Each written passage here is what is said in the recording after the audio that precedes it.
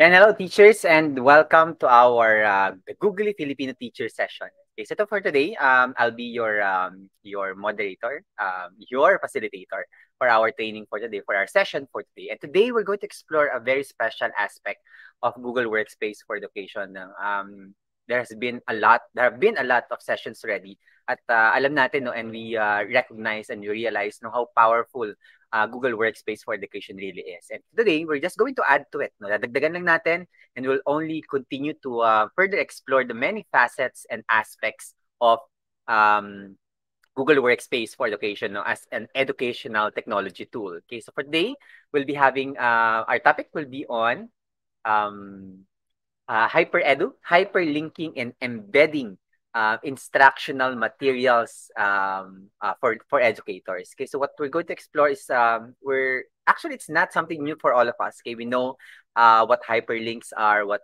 embedding is. Okay, but what we're going to do today is to just simply bring to the surface the many aspects and the many features of or capabilities of our Google Workspace tools. Okay, in terms of hyperlinking and embedding, and of course that should significantly, yun yung goal natin for today is actually the ultimate goal of our session for today is to, for our instructional materials to come alive, no, in terms of like variation, differentiation, in terms of dynamics, okay? So hindi na lang siya like a flat instructional material that our students would be engaging text, okay? But rather, they would be engaging with more materials, no, and more media inside a particular document. Okay, so once again, I'm your trainer for today. I'm Franco Nicolopi Adun, okay? And I'm an administrator to a group no, called Kaagapay Teacher Support. If you haven't heard of us yet, no, so please do check us out. No, we have a Facebook page called Kaagapay Teacher Support. And of course, I'm also a Google for Education certified trainer, innovator, and as a coach as well. Okay. And I'm also a content creator. Most of our webinars at Kaagapay Teacher Support are being live streamed and also stored in our YouTube channel at www.youtube.com/Franco Nicolo Adun. Please do subscribe if you haven't yet, because we know, no, and we're confident that you might definitely find no interesting videos and materials in our platform. Okay, anyway, so that's about me. No, let's now proceed on our training objectives for today. Okay, so basically, what we're going to try to achieve for today is discuss hyperlinking and embedding. So get to know exactly what hyperlinks are and embedding is, okay, and maybe differentiate them as well. Okay, and we're also going to evaluate benefits of hyperlinking and embedding instructional materials. Gusto natin malaman, no, gaano nga ba kahalaga or ano nga bang impact ng hyperlinking at embedding at why is this a better option rather than just sending the files or the media, okay, separately to your students. Okay, and of course, identify the different hyperlinking and embedding capabilities within the Google Workspace for Education. So we know that the hyperlinking is not unique to Google Workspace for Education. Pero sinasabi natin, no, yung hyperlinking and embedding capabilities of Google Workspace for Education is one of the best, perhaps, no, when it comes to educational technology. Okay, and for our training flow for today, we're just going to cover three important areas. Okay, the first one is on definition of hyperlinking and embedding. Okay, so we'll just be looking at the meaning. And then, of course, briefly discuss the benefits of hyperlinking and embedding. And again, no, as I mentioned, differentiate the two of them because knowing the difference between hyperlinking and embedding, no, it's actually very important as well. Okay. And again, the last part will be hyperlinking and embedding with Google tools. Okay, so we'll explore all the Google tools, no, that has a hyperlinking capabilities and how these hyperlinking capabilities and embedding capabilities can actually be used in upgrading, elevating your instructional materials. Okay, so let's now go into our session for today. And let's begin now on exploring the hyperlinking and embedding capabilities of Google Workspace for Education. Okay. So let's first define, no. So ano nga ba ang ibig sabihin ng hyperlink, no? So basically when you say hyperlink, it is a link from a hypertext, okay? So what you can see now, no, this underlined different colored word, no, is actually a hypertext, okay? So this hypertext no will actually lead you to a link. No, that's actually what we call a hyperlink. Okay, that will open a file, a document, or maybe a website. Okay, to another location. Okay, typically activated by clicking on a highlighted word or image on the screen. Okay, so that's how we define it. So basically, for example, if I click, for example, this hypertext right now, okay, that should lead me to where I got this definition. So right there. Okay. So that's how this definition, how I got this definition about a hyperlink. Okay. So that brings you to that source. Okay. So that's basically one of the many aspects, no, and many benefits of hyperlinking. No, it allows you to connect your materials, okay, to other materials, okay, therefore creating a more varied and dynamic resource material. Okay. So you can imagine, no, you have one document, okay, but you have like multiple varied, differentiated documents all together. Okay. And then when it comes to embedding, there's the difference is that embedding, no, refers to the integration of links, images, videos, GIFs, or GIFs, as some people would pronounce it that way, and other content into social media posts or other with web media. Siguro, ang pinakamalaking difference nito, no, is that when you have a hyperlinking, you are redirecting. Ibig sabihin, napupunta ka sa ibang location. Okay? That's what hyperlinks does for you, no? Okay? But when you do embedding, okay, embedding actually integrates the material, okay, or the resource within the resource. Okay? So basically, you are like putting together in one space, okay, and those materials are easily accessible. I'll be going through that later on, no, as we compare and contrast the two processes, okay, hyperlinking and embedding. Okay, so let me now go to the difference. Okay, so when we say hyperlinking, we are talking about redirecting to a different location. Okay, so when you do a hyperlink, okay, whoever will be the user that will click on the link will be redirected to another location, okay, either a website, okay, or in a Google Drive, or other files. No, kung within the files, you can also do hyperlinking within files. Okay, that would also be possible. Okay.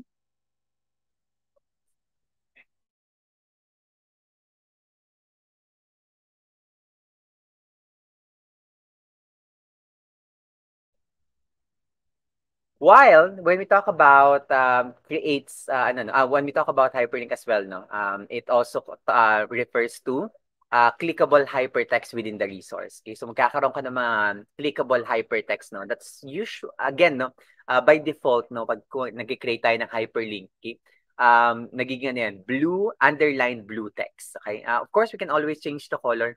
But for easy recognition, no, and of course, no, for distinction within the text, mas madali talaga siyang ma-recognize kung naka-underline siya at iba yung color of text niya. So, if we do intend, no, to change it, make sure that it actually pops out. Okay? So, wag natin siyang basta-basta babaguhin for aesthetics only.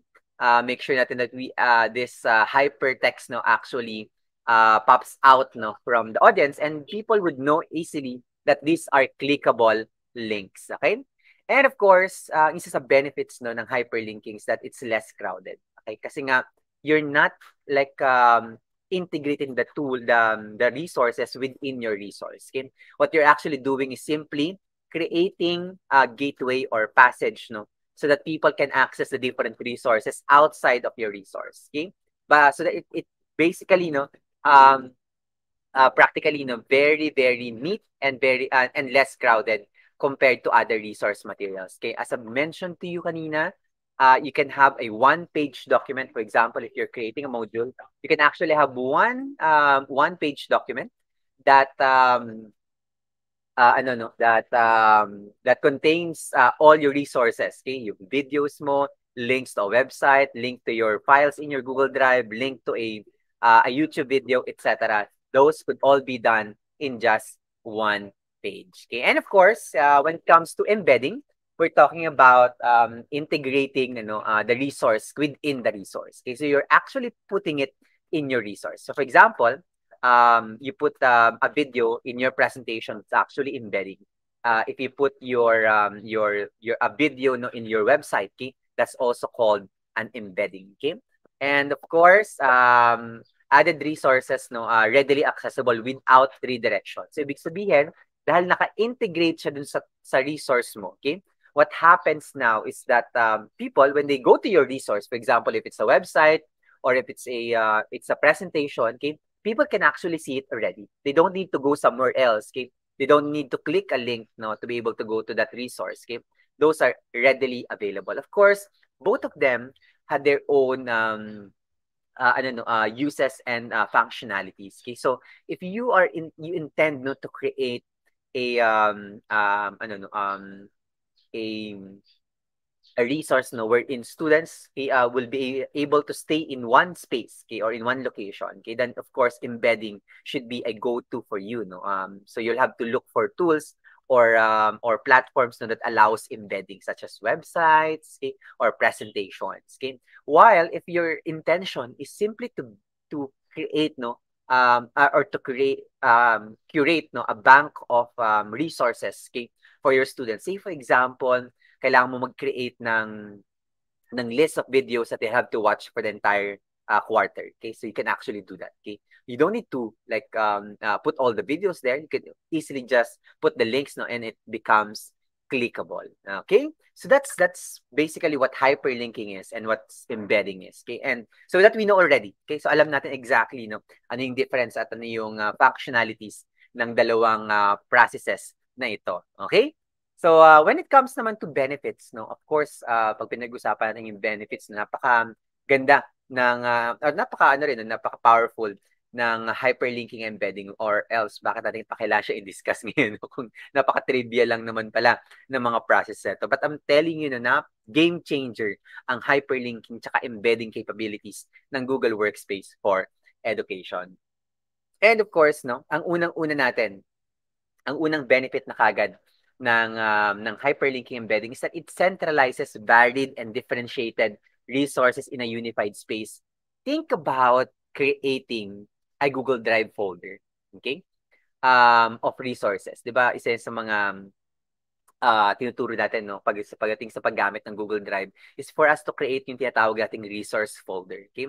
So itong hyperlinking and embedding actually allow you to do that. Okay? To create a sort of like a resource folder. Okay? Pero in a more organized, in a more dynamic way, no? Kasi sabi natin, kung mag-curate lang pala tayo ng resources, bakit hindi na lang natin ilagay lahat sa Google Drive folder at i-share yung folder na yun?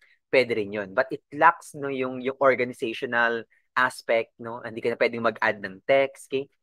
You can add your own flow to it, etc. Okay? So while hyperlinking and embedding, okay, since you can do it in different tools such as Google Docs, Google Slides, okay, Google Site as well, it allows you to actually design the entire the learning process, no, so that the students could actually access the resource no at a very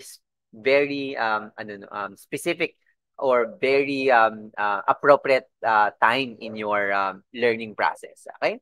And so that's one no, and hindi siya nakakalito no. It allows like it removes the confusion na kailangan pang hanapin ng student mo yung resource or etc. For example, meron kang module no, pinadala mo sa mga students mo, an online module, okay? And instead of like creating hyperlinks and embed your materials, no, you actually send another email, okay? Just tell your students about, okay, if you want to watch the video about our module, you'll have to go here. So imagine the confusion, no, and imagine the many communication protocols that you still have to do in order to do that. While if it's just one document and then all your materials are hyperlinked and embedded in those materials, okay? There's really nothing else to do after that. No? After mo design yung materials mo, you give it to your students, and your students will have more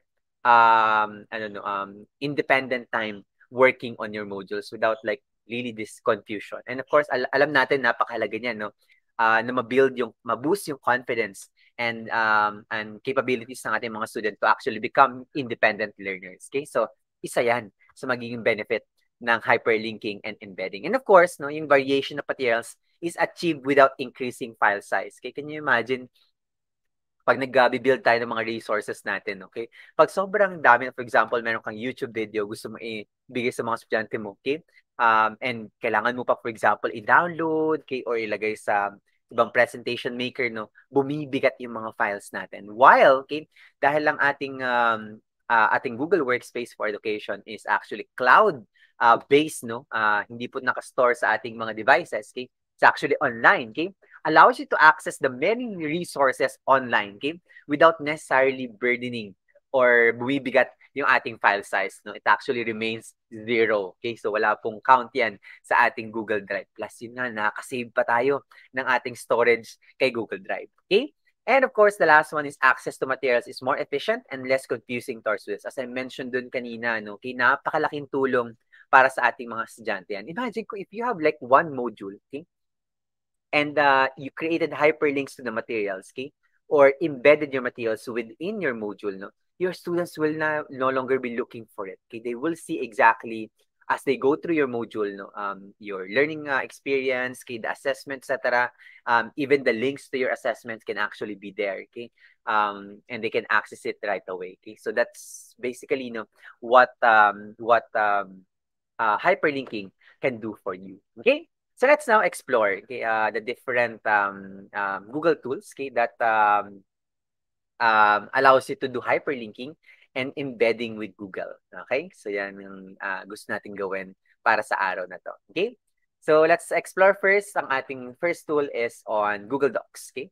So si Google Docs, okay, of course, alam naman natin si Google Docs isang word processor application from the Google Workspace for Education. Okay? So ngayon, you might be thinking, word processor si Google Docs, okay, pero just recently, no, actually last year, okay, 2021 if not mistaken, no, okay, nag-add ng isang napakagandang aspect si Google Docs, Google Docs, okay, that increase its capabilities on embedding resources and of course, no, putting more resources inside your Google Docs. So napaka-dynamic, no, at napaka-robust na ng Google Docs as a word processing application. Pero let's first explore, okay? Create tayo ng blank document natin muna, okay? Let's first explore how do we go on about doing a hyperlink in Google Docs. And this is true for all, no? Sa lahat ng mga Google documents natin, okay? Including Google Sheets, Google Slides, no? This is the same process that you'll have to do in order to create hyperlink, okay? So for example, okay, if I want to do a hyperlink of our page, no, Kaagapay teacher support page, okay? Then I will have simply go and type my text. Now that's going to be the display text. Ang tawag po dyan, display text. Okay? And I'm going to fetch on my link for my website. So for example, this is the link to my website. Okay, I'm going to copy that. No, highlight the display text. Okay, and then okay, go here. Okay, on top of your toolbar. Okay, so you'll see here that pin icon. Okay, if you click on that, no, that actually allows you now to insert, okay, a link. Okay, so for example, now I have inserted the link to the website. Okay? We'll just apply that. Now you can see that I have a hyperlink. Okay, so that is now an active hypertext teachers. Okay, so if someone clicks on that, they will see this. Okay, they will see what the link, what link was in. I don't know.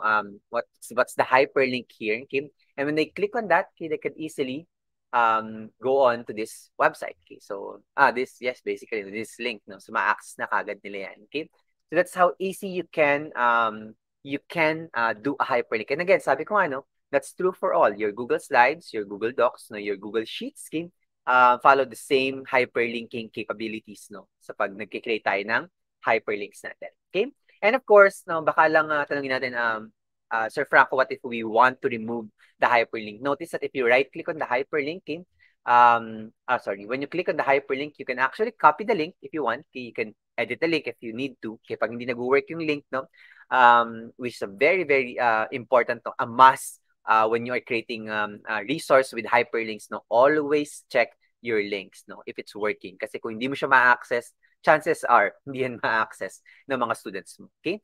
But meron ka rin ditong option to actually remove the link. No? So pwede mo rin tanggalin yan. Okay? And mawawala ng link na yan. And again, what's good about our Google Workspace for Education is that dahil tayo ay cloud-based computing tools. Okay? Kapag ni-remove mo yan, no, it will also be removed.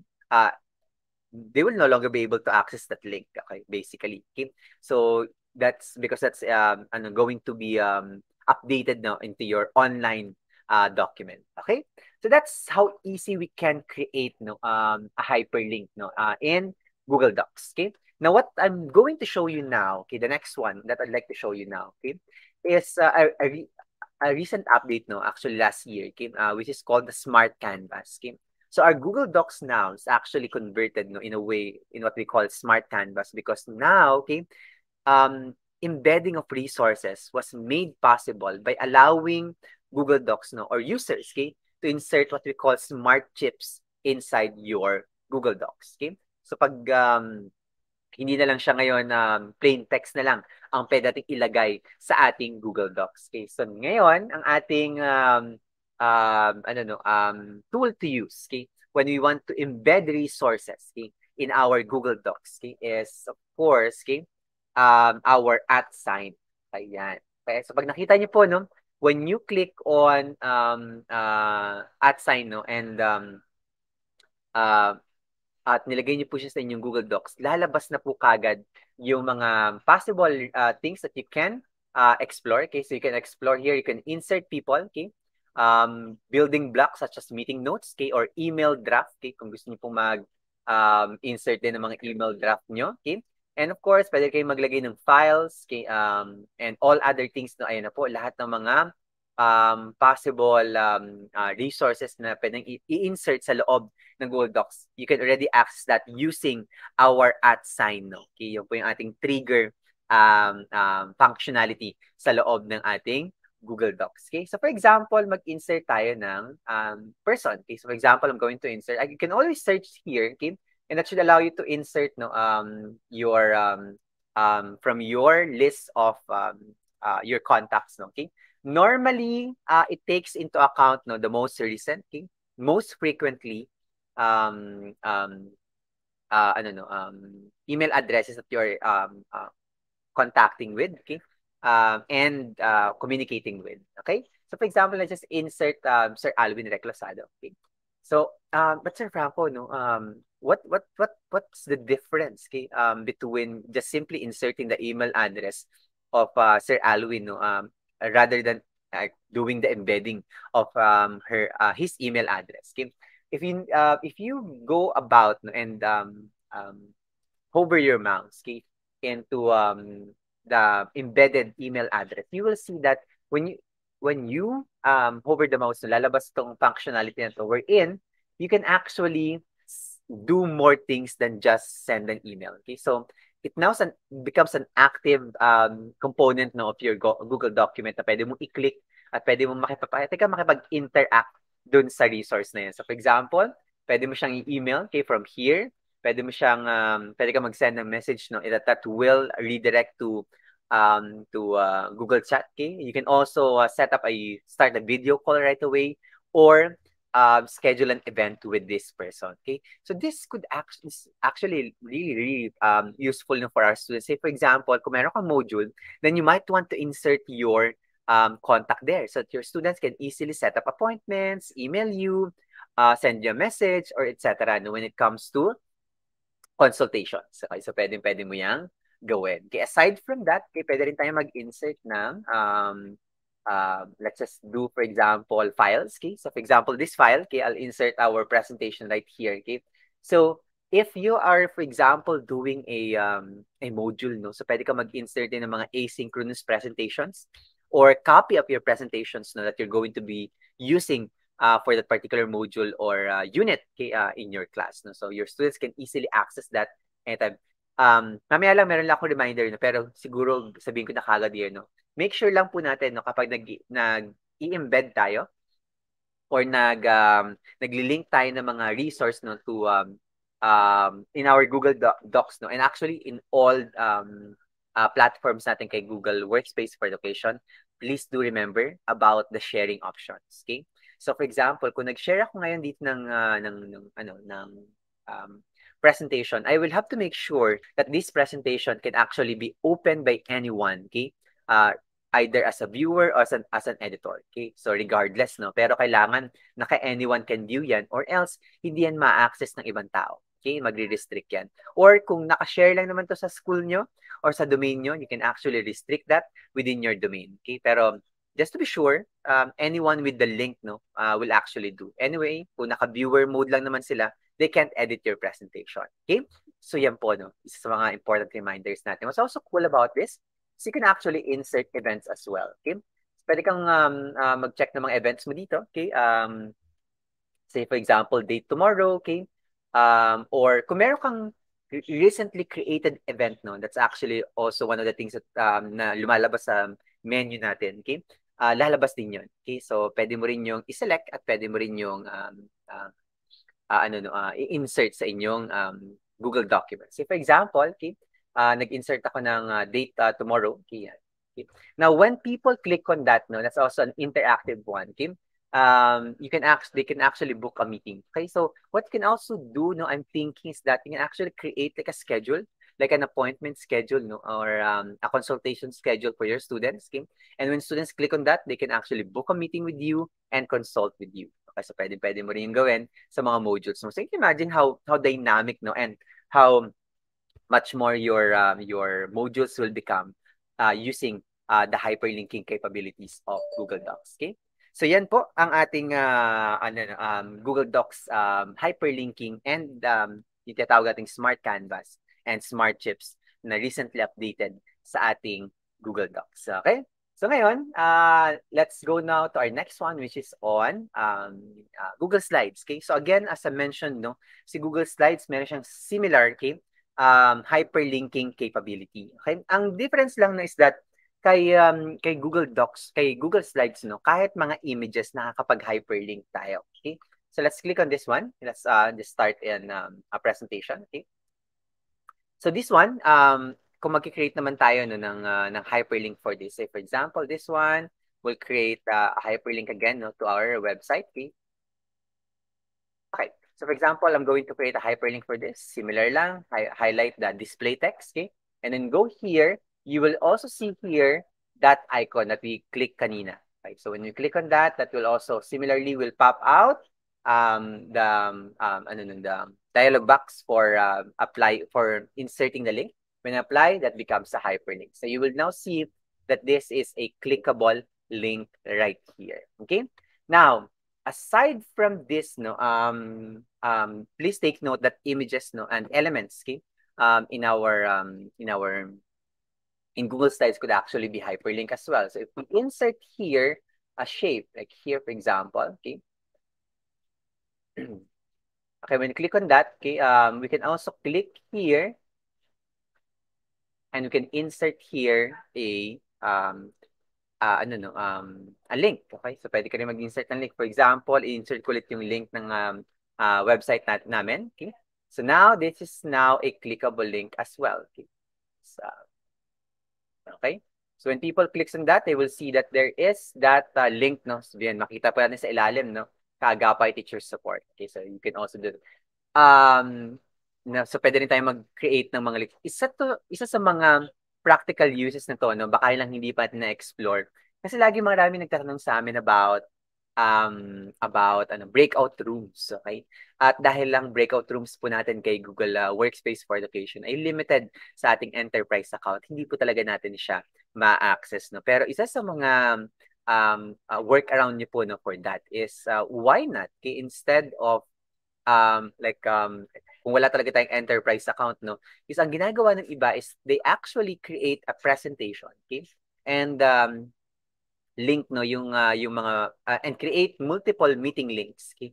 And embed that or link that, no, to their presentation. So for example, gagawa lang sila ng shape that talks, for example, lagyan ito ng group 1, okay?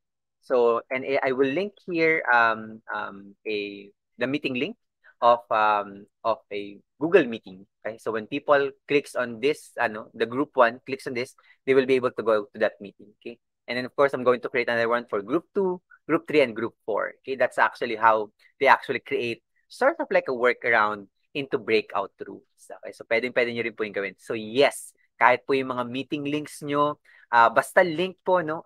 Hindi lang siya about website, hindi lang siya about files, okay? Kahit yung mga meeting links ng mga video conferences nyo, pwede rin yung pong i-embed sa or ano no i-insert no sa mga hypertext natin no and becomes a hyperlink teachers, okay?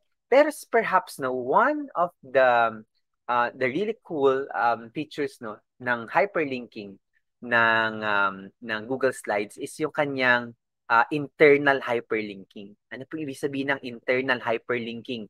Pwede po kayo mag-hyperlink no, sa loob ng inyong document. Say for example, okay, meron kayo ditong shape, no? Instead of like hyperlinking it to a website, meron ka makita dito na option to hyperlink it or link it to another slide instead. Okay? So pwede kayo mag-create ng dynamic presentation that jumps from one slide to another, okay? Back and forth really matter just really depends no on your creativity, okay? And that will lead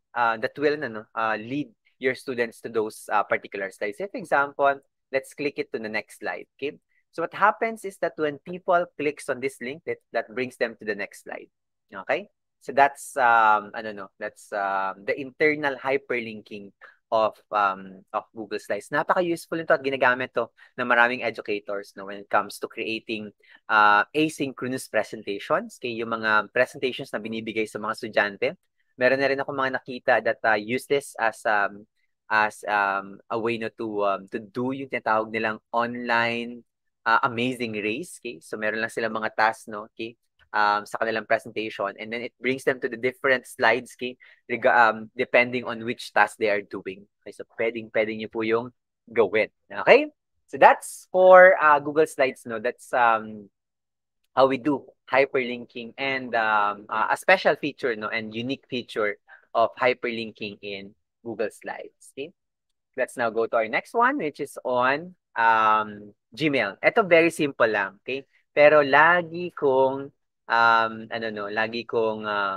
nire-remind yung mga users, no? Kasi nakakalimutan din sa ng mga tao na meron ding hyperlinking capability ang ating ating Gmail, no? Okay? Para pag send po tayo ng mga email, hindi po ito punong-puno ng kapag nag-send po tayo ng link sa Gmail, hindi po ito punong-puno ng mga links, no? So instead no of inserting a whole bunch of links to your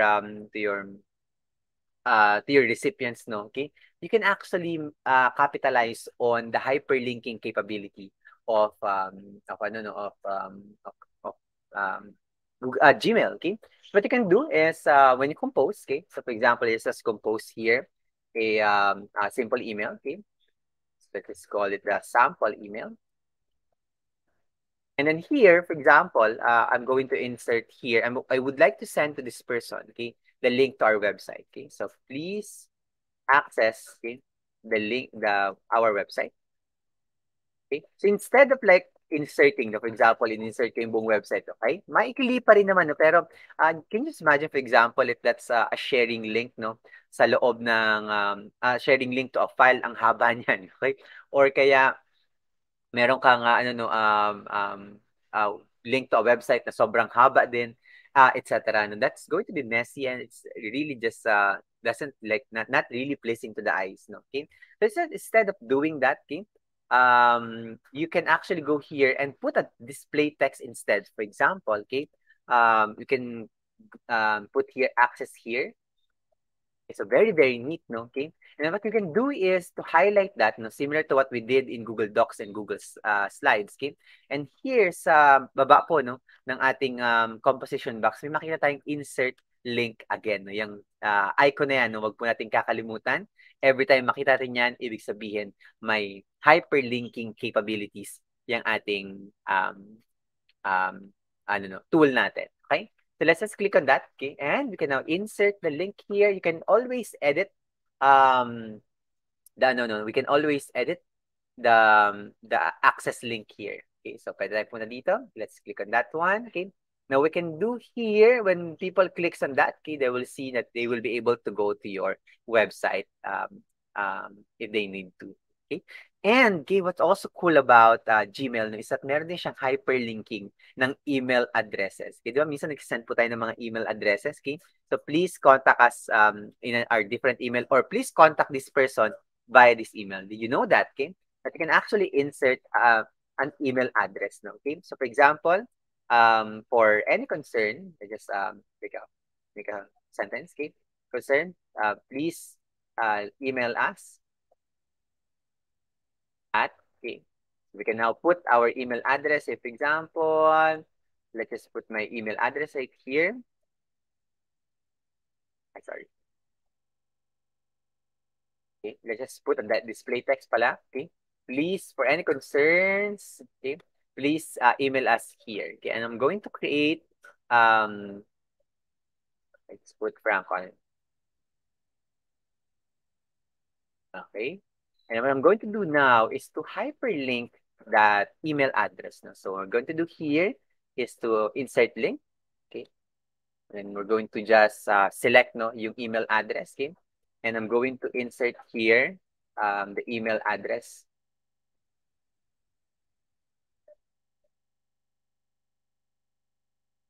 Okay, so now I have placed no, my email address right here. Okay, so when you click OK, that now is also a hyperlink. What happens now, no, anong difference po niyan, Sir Franco, is that when people clicks on that, that now actually ano no brings them to that to my email.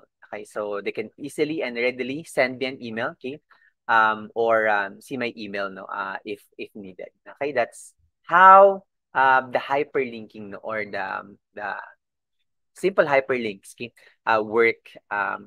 hyperlink works in Gmail. Okay, so very simple lang pero very very neat at napakalaking tulong no, on making your emails very professional and of course no less crowded sabi ko nga kanina. Okay? So let's just erase this draft. Okay? Okay. So let's now move on to our next one which is on Google Earth. Ayan. Okay. So marami na rin po nakapag-siguro no. Baka hindi pala marami no. I think hindi pa sobra na-explore din yung Google Earth as a tool. Okay. So isa rin yun sa mga bagay na mga pwede nyo tingnan as a tool no kasi napaka gandang geo tool po ng Google Earth. Hindi na lang po siya no, for looking at the surface of the Earth. Okay? Bakit? Kasi marami na rin siya mga bagong features ngayon such as the Voyager, the random picking, or and of course, no, yung sa pinakamagandang feature ng Google Earth natin ngayon is yung tinatawag nating projects. No? Previously, ang tawag po doon tour builder ang tawag natin doon. Actually, ibang application pa ngayon before. Pero tour builder was decommissioned and was actually integrated na already in your Google Earth. Okay? So when we access Google Earth, okay, meron kang isa sa mga functionalities ng Google Earth yung tinatawag nating project. Okay? You can actually create your own virtual tour sa loob ng ating Google Earth. No? Okay? So dito, pag nag-open tayo ng Google Earth natin, you will see here na meron po tayong tinatawag dito projects. Okay? So when you click on projects, that will now allow you to create a project right here. Okay? So when you click the new project, okay, you should be able to create a project in Google Drive or create a KML file. No? Ang difference lang po talaga niyan is that kapag nag-create ka po ng project in your Google Drive, it opens in your Google Drive only. Okay? Yung KML file po is a more universal file version okay, for all geo tools. So kahit po hindi sa Google Earth nyo buksan, mabubuksan nyo yung file na yan. Okay, but just safe to say, no, pwede namang sa Google Drive na lang tayo mag-create ng ating Google Drive files. Okay, so let's just, for example, no, ganun lang po siya kadali, no, and that will also be stored in your Google Drive. Okay, for this, no, I will no longer create one, okay, because I have already created a file here. Okay, so what I'm going to show you now, okay, is a sample of a project. Okay, so for example, this one is a project that I have created, sample project that I have created already.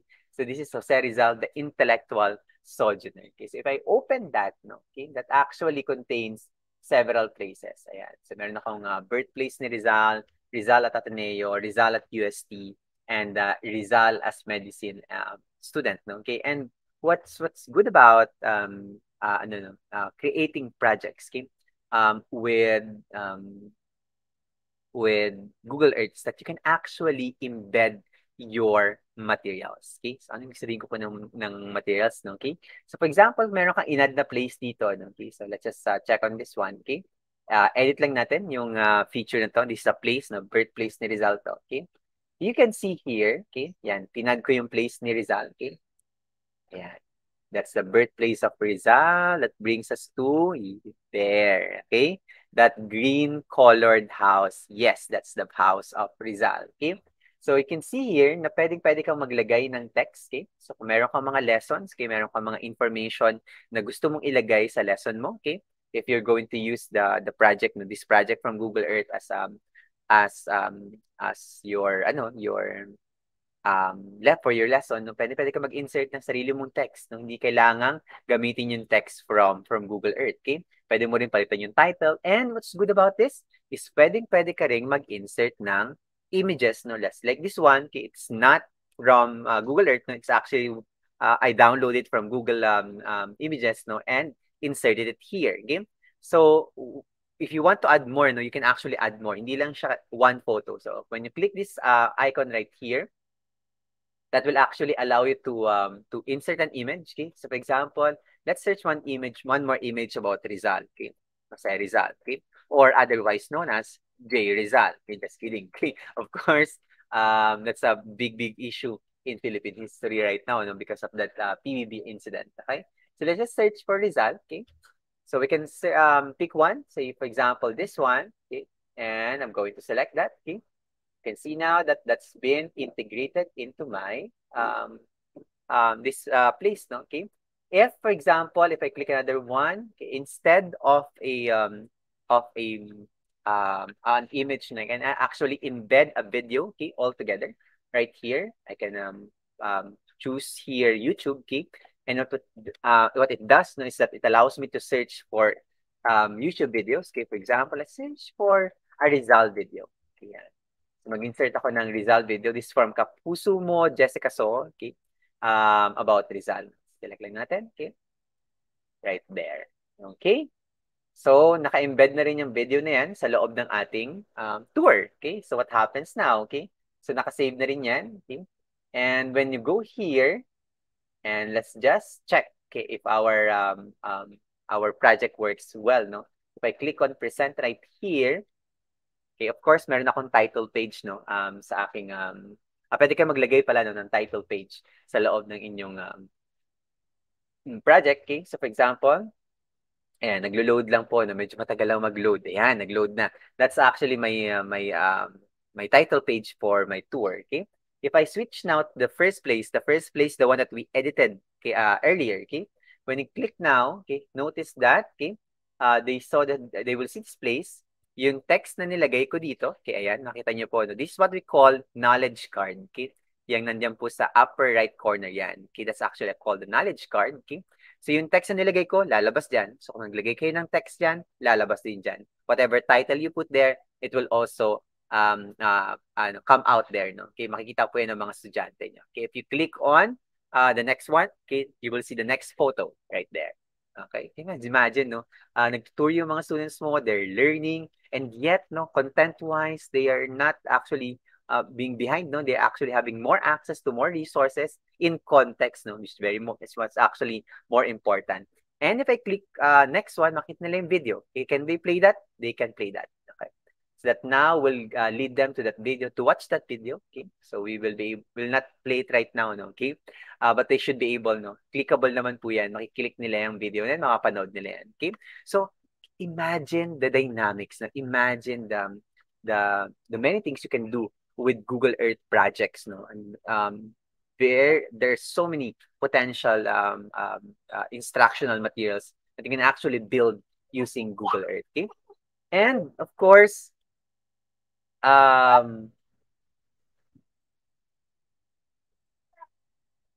okay, that's for Google Earth. No? Okay, that's what we can do with Google Earth. Okay. The next one is on Google Calendar. Okay, so this is actually the second to the last one. Okay, I just like to emphasize. Ito na very simple lang naman to. No? Okay, just to remind everyone na pwede ka rin mag-insert ng mga links na sa loob ng ating Google Calendar events. Okay? So let's just go there. Okay? And meron lang ipapakita na very, very important na minsan nami-miss natin when it comes to creating events in our Google Calendar. Okay? So let's just take that. Okay? Okay. So for example, meron akong sa Google Calendar ko na mag-create lang ako ng event. Okay? Example noon, April 21. Okay? So if, for example, you're creating an event here, notice that when you go here sa description, okay, when you click here in your description, you should be able to, sorry,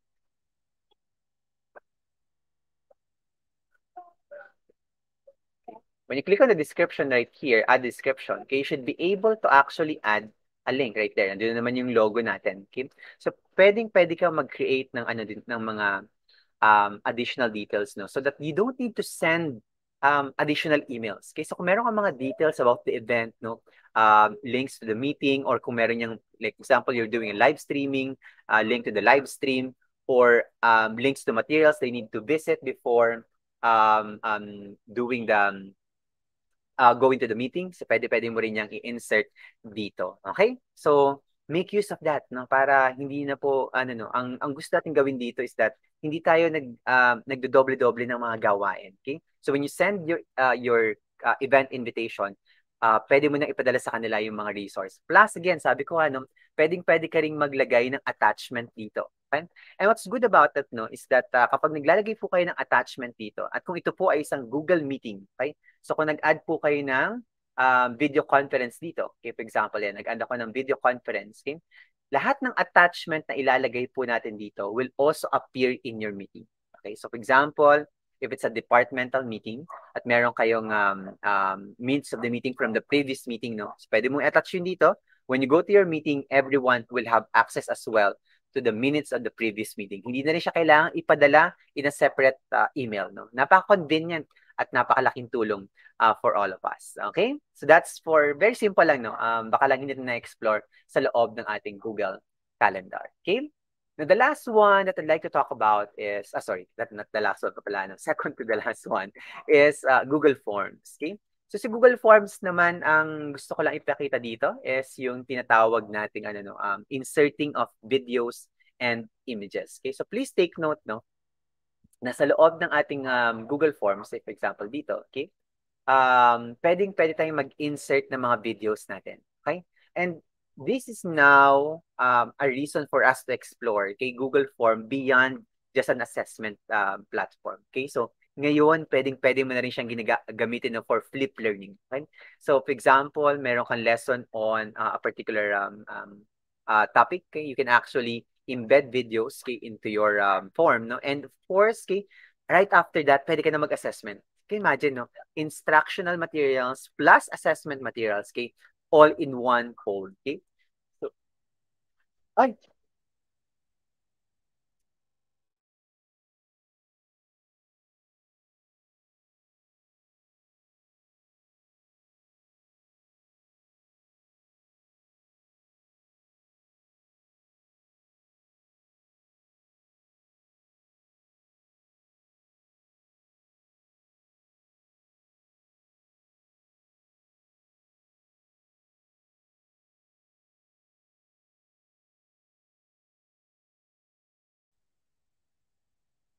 so going back on our Google Forms. So for example, these are sample forms. Okay, so when we create this one,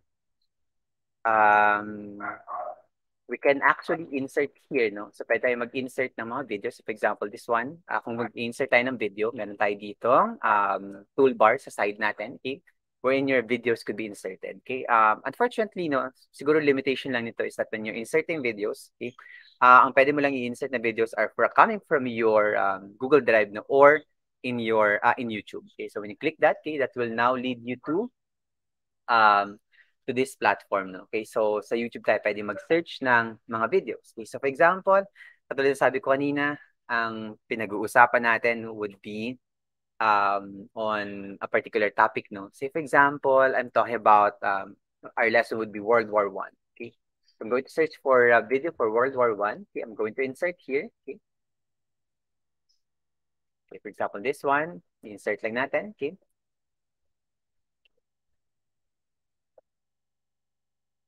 Okay, so don't forget, no, kapag nag-i-insert tayo ng mga videos, okay, napakahalaga din that when we do videos, okay, so we can also, by the way, no, change the alignment. Pwede siya naka-center, pwede siya naka-left align, or depending on your, on your preference, no? Okay?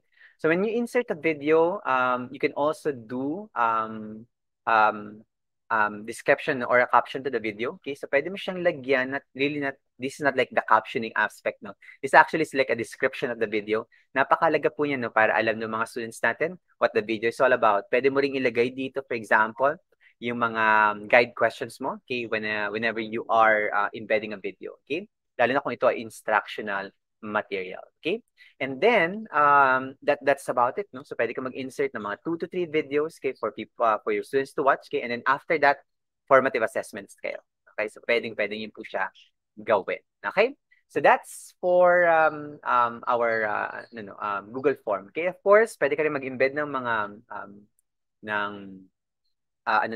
what you call this? Images dito. No? Okay? Now, what I also want you to explore here is yung tinatawag natin, okay? Erase ko lang po ito, no? Okay? For the sake of the demonstration. Okay? Another one that I'd like to, for you to explore here is yung tinatawag nating sort of like a hyperlinking within the form. Okay? Because ito yung medyo common mistake ng mga gumagamit ng form, no? Lalo na sa mga gumagawa ng mga evaluation forms na minsan, gumagawa tayo ng mga multiple evaluation forms. Iba-ibang forms pa yung binibigay natin. Okay? Because iba-ibang tao yung gagamit. Okay? Not knowing, or baka hindi lang po natin na-explore na meron tayong tinatawag na branching capability sa loob ng ating Google Form. Okay? Ano po yung tinatawag natin? Ano po yung ibig sabihin ng branching capability na yan? Ibig sabihin, pwede mo actually skip, okay, or i-redirect, okay, yung mga users mo to a particular content of your form. Yes po. Hindi kailangang lahat ng content ng form mo nakikita ng lahat ng respondents mo. Okay, so pwede mong, if this is the only aspect that you have to answer, then pwede mo siyang i-redirect doon. Okay?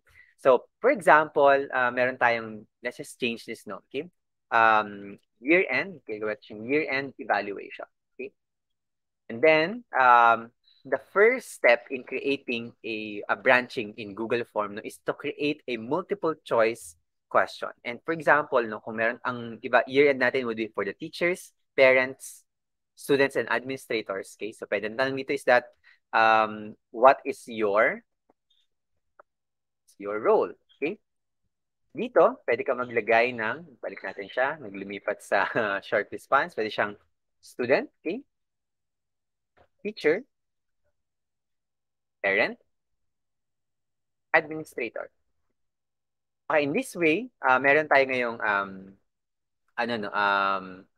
multiple choice question. The next step natin is to create sections for each option. Okay? Dun po natin kasi sila dadalhin later on. So lahat, for example, ng student, okay, yung create tayo ng section for, ito lang po yun, mag-add lang po tayo ng section right here. Yan, okay, yung double bar na yan. Okay? For example, let's just entitle this student evaluation. Okay? Pwede nyo lang po natin siyang i-duplicate para hindi tayo hirapan. Okay? Duplicate section. Okay? And then let's just change that. Okay? To teacher evaluation. Let's duplicate that again. This will be parent evaluation. And the last one would be administrator evaluation. Okay, so ngayon, meron na tayong multiple choice question and meron na rin tayong sections, no, where we will redirect them. Okay, and the next thing you have to do now, okay, in order to link them, no, to different sections of your form is to go here and to your multiple choice question, go to the 3 dots, no, or the more options, or in our community, ang tawag natin dyan, fishball. Okay, so let's just click on that one. At may makikita tayong option doon, go to section based on answer. Okay. When you click on that, that will now open this sectioning redirection. So lahat ng sasagot na student, okay, they will be redirected, okay, to student evaluation. So pwede natin silang i-assign teacher, parent evaluation, parents, parent evaluation, administrator, administrator evaluation. Okay? So that now, prevents everyone accessing everything. Okay?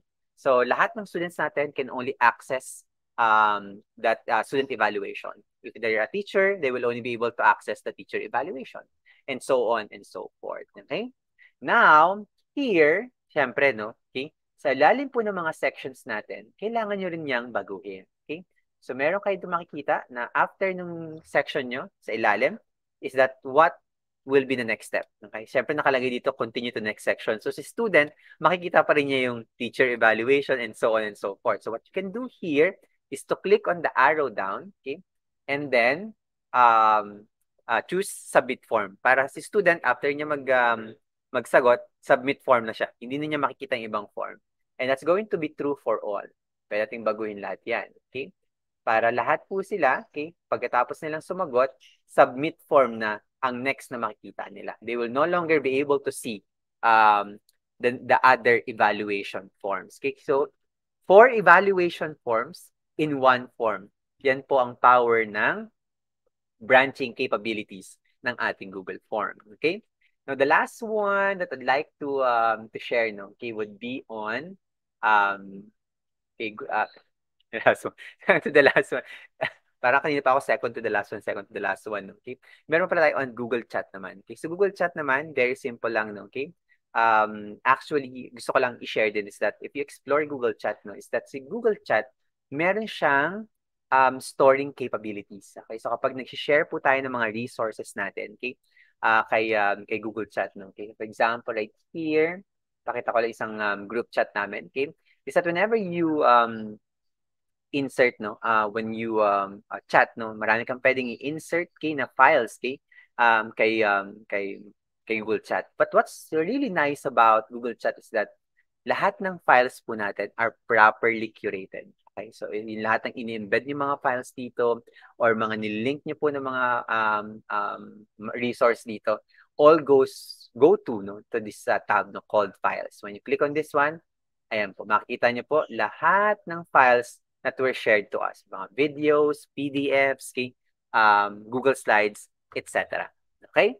So yan po no yung power naman ni Google Chats no in inserting documents, inserting linking resources, okay? And allowing and curating these resources in one space. So kung hindi niyo pa po na-explore si Google Chat, it's time to explore Google Chat. Napakaganda po at napaka-powerful na communication device, okay?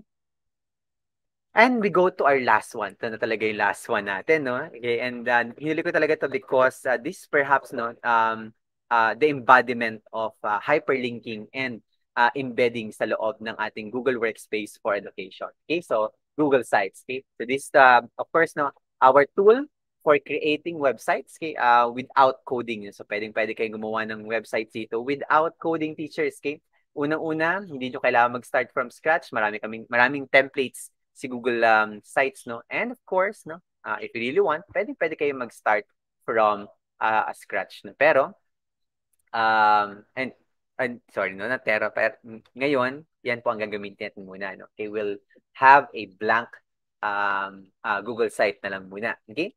So, this Google site, no, basically allows you so much, okay? Embedding, okay? So, ang dami niyo pong pwedeng dito, no, embed. So, pwede kayo maglagay ng images dito, text. Of course, lahat ng files nyo kay Google Drive, okay? And of course, pwede rin kayo mag-embed ng mga files dito. I'll be showing that to you later on, okay? And of course, all other files. You can hear, pwede kayo mag-insert ng YouTube, calendar, map, okay? Docs, okay? Slides, sheets, forms, and charts. Lahat po yan pwede nyong i-insert sa loob ng inyong Google Sites. Okay? So that's basically no the very cool feature no of embedding sa loob ng Google Sites. Okay? Let's go one at a time no. So unang-una gusto kong explore muna natin is yung Google Drive. Okay? Of course, basically what it does no is that it allows you to insert files from your Google Drive. So when you click on that one, okay? You can insert files, okay? That's one. Okay, so that's by default. No? Pero what's also good about this is that you can actually insert an entire folder. Okay, So say for example, I choose this one, okay, Kaagapay Teacher Support, okay, and I insert that entire folder. Look at what happens, okay. When you insert an entire folder, okay, what Google Sites actually does no is that to insert all the contents of that entire folder. So you can imagine if you have a class folder, okay, at in-insert mo yung class folder mo sa loob ng Google Sites mo, you can actually have all your resources, okay, properly embedded and accessible, no, right? Directly accessible within your website. So pwedeng niyo po yung gamitin at pwedeng niyo po siyang ano no um i-share no sa ating mga estudyante. Okay? Pwede rin natin baguhin yung ating view, okay, para mas tayo yan, baka mas okay po sa inyo yung grid view.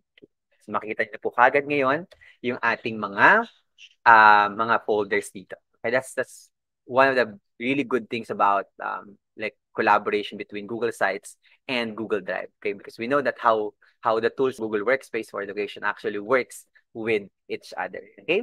Now the next one that you might want to also explore here is the button. Okay, so this is a very neat way of inserting inserting links in your website. Okay, instead of like hypertext yung lumalabas, no, because could be better, okay, it's actually to create buttons. When you click here buttons, okay, it will now, for example, Kaagapay website, okay, and when you insert the link, okay, it now creates a button, a clickable button, no, which users can actually click and use in your website. So pwede ka mag-create ng mga maraming mga buttons, no, that leads to different resources like Google Form, an assessment, or a website, or a file in another Google Drive, etc. Okay, so lahat ng links na pwede mong isipin, pwede mong ilagay. Okay? And then, you have also, no, aside from that, okay, meron ka din, of course, no, you can insert YouTube videos, okay? So again, lang, don't worry about inserting YouTube videos, no? Wala po yung copyright infringement, okay? And as long as you don't use your website, no, to earn money, okay, that will not actually be a copyright strike, no, for you, okay? So as long as you're using it for education, okay, it's not being commercialized, okay, there should be no problem. Anyway, okay, kahit po mag-view sila sa loob ng inyong website, no, gamit yung mga YouTube videos na yon, yung mga owners pa rin ng YouTube videos na yun yung kumikita ng royalty, okay? And of course, calendar. Pwede ka rin mag-insert ng calendar. And what's really good about the calendar is that you can actually choose which calendar you would like to insert. So, diba marami tayong mga calendars na ginagawa sa loob ng ating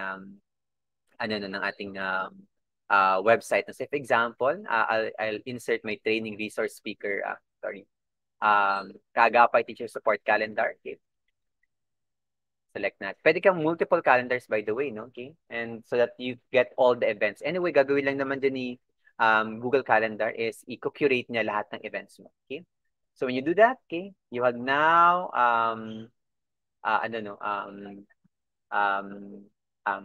inserted the events in your calendar. Notice that hindi niya po pinapakita yung buong calendar niyo, no? Okay, for privacy reason. Ang ilalagay lang ng events doon would be the events that you have chosen to actually to show to people. Okay? So kung ano lang yung mga events na public consumption. So yung pag-insert natin. Okay? So again, and lahat ng mga files natin, okay? Google Docs, Google Slides, Google Sheets, and Google Forms are all, no, hindi po sila inserted lang, no. They are embedded in your document. Anong ibig sabihin po ng embedded? Ibig sabihin, you can actually interact with it. So, for example, mag-insert tayo ng Google Slides, okay? Insert natin tong ating presentation as of the moment, okay? Hanap tayo. Yan. Okay. Insert natin, okay?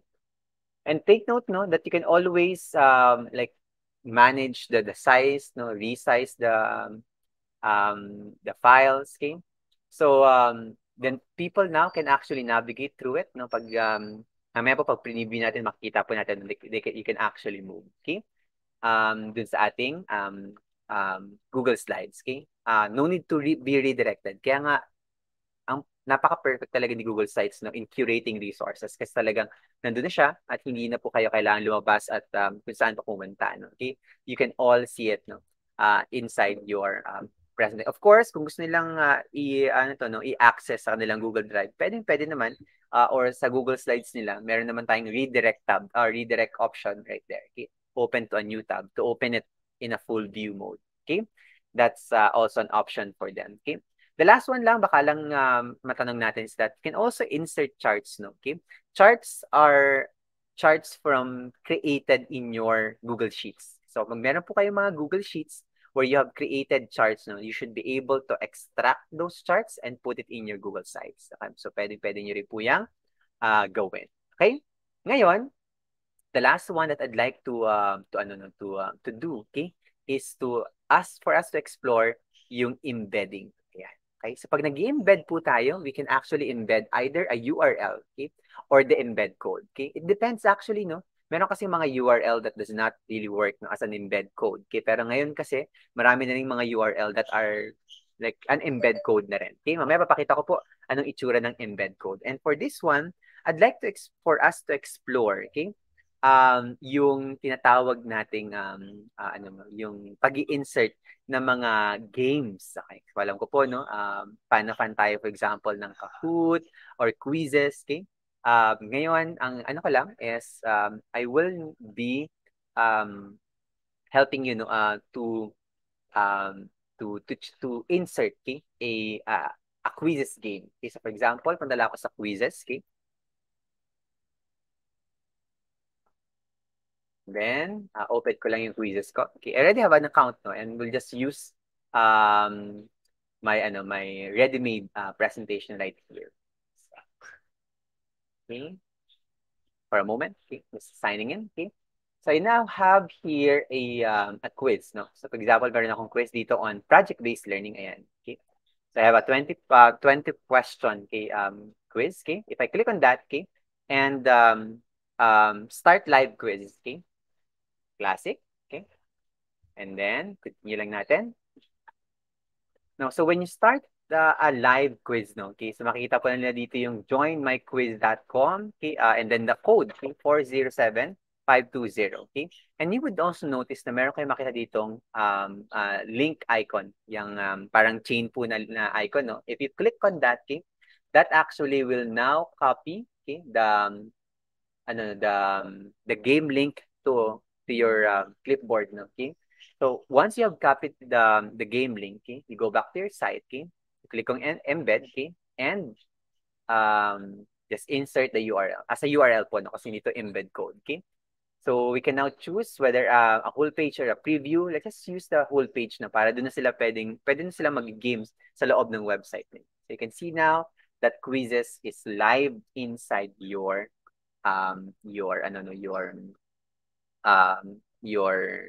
your website, okay? So pwede sila start ng game dito at maglaro ng game. So you can imagine, you can actually put this very dynamic platforms as well inside your Google Sites. Yan po ang power ng ating Google Sites as well. Okay? Kay Kahoot, pwede nyo ring insert si Kahoot, no? Kaya lang meron lang siyang konting alterations, okay, dun sa pag-i-embed ng inyong mga ng codes po ninyo. Okay? You can also explore na baka yung mga gumagamit po ng Padlet, isa rin yun sa mga popular. Napakaganda rin yung i-embed sa loob ng ating Google Sites. So, for example, meron ako dito. It's a simple, yeah, example this one. Okay? Okay, so for example, meron akong Padlet. I'd like to embed this, no? So, punta lang ako sa share, okay? And then, may makita kayo dito, no? Embed in your blog or website, okay? So, you click on that one, okay? And you will see the first one, okay? The full embed. Yun po yung kakopy natin. Copy the full embed, okay? Go back to your website, okay? And then, click embed once again. Instead of URL right here, dahil ang nakopy po natin ay embed code talaga, okay? Click po natin yung embed code right here. And then, insert the embed code, okay? And, click lang po natin yung next. And then, insert lang po natin. So, makikita na rin po nila. And, of course, just like what you're thinking right now, you are correct. No? Your students should be able to also do comments right here. Hindi nila kailangan lumabas or hindi nila kailangang umalis pa. No? May makita na po nila yung button doon that's clickable already. Okay. So kapag preview po natin tong website natin ngayon, okay? Okay, for example, this one. So, let's preview it. Okay. So, naka-preview mode po tayo. You can see now the links here, calendar, the presentation. They can move it from one slide to another. Ayan. Okay. Imagine, hindi sila kailangan lumabas.